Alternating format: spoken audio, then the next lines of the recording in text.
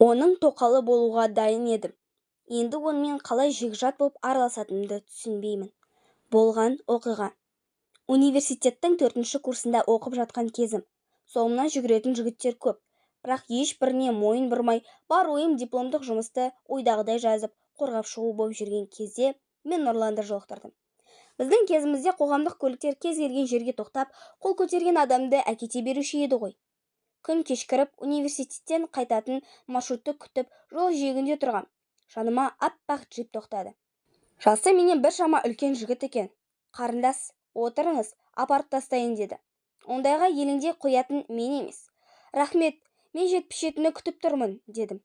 Не керек, әлгі жігіт сол жерден кетпей, мені бақылап біраз тұрды. Сол аралықта мен күткен газель келді де отырып кеттім.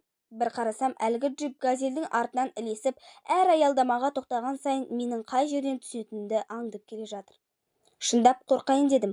Бір жағы менімен танысуға осыншалықты ынтық болғаны ұнап қалды. Солай Нұрлан екеуміз менің үйімнің аялдамасында таныстық.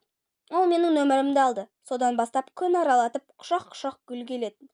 Кафе, мейрамхана, басқа ма, соның бәріне апарды. Шыны керек, ол кісіні бойдақ деп ойладым. Мен арасында отбасы жайлы әңгіме қозғаған кезінде жалғастырысы келмейтін. Содан кейін ажырасуы ауыр өткен шығар, не әйелі қайтыс болды ма екен деген сұрақтар болды санамда. Бірақ өзі айта алатын кезінде айтсын деп, бұл тақырып төңірегінде ештеңе сұрамадым, айтпадым. Сөйтіп жүргенде біздің кездескенімізге жарты жылдай уақыт болды.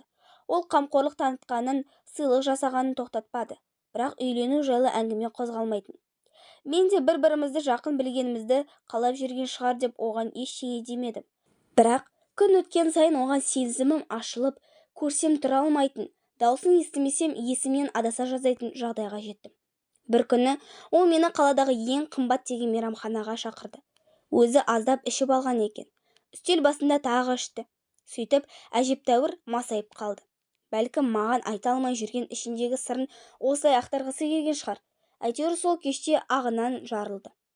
Мирош, мен сондай бақытсыз адаммын. Әкемнің айтуымен оның досының қызына үйлендім. Ол маған бір емес 3 қыз туып берді. Қазір денсаулығы жоқ, ал маған ол керек. Ажырасып кетейін десем 3 қызымды қимаймын. Ажыраспаймын десем сені қимаймын, деп жылады. Саған бір көргеннен ғашық боп қалдым. Енді қайтем? Айтшы, мұның бір амалы бар ма? Деп маған жаутаңдап қарағанда жаным ашып қосыла жыладым. Сүйгенімнің басы бос болмай шыққаны жаныма батты. Арада біраз уақыт өткеннен ол маған екінші әйелім бол деп ұсыныс білдірді. Жағдайыңды жасап қоям, маған ұл туып берсең болды деп уәдені үйіп төкті. Шынымды айтайын, Нұрлан маған не десе де көнуге дайын жүрген едім. Оның бұл ұсынысына бірден келістім. Сенің көңілдесім сияқты көрінген жерге сүйрелеймін. Келесі аптада дайын бол, әке-шешеме таныстырып, солардың рұқсатымен бас қосамыз, деді. Оның бұл батылдығына өзім де риза болдым.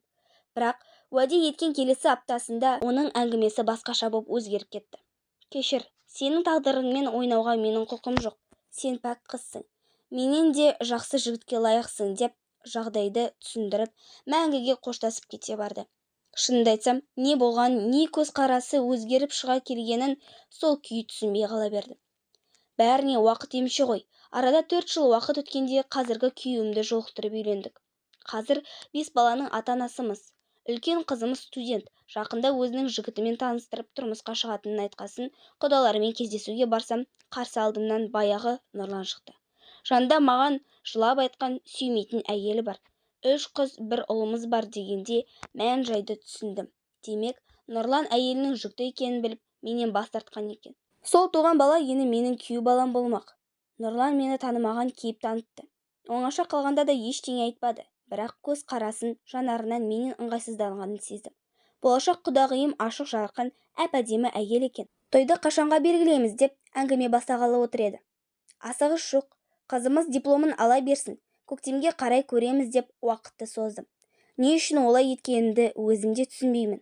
Бір түрлі күйде отырдым.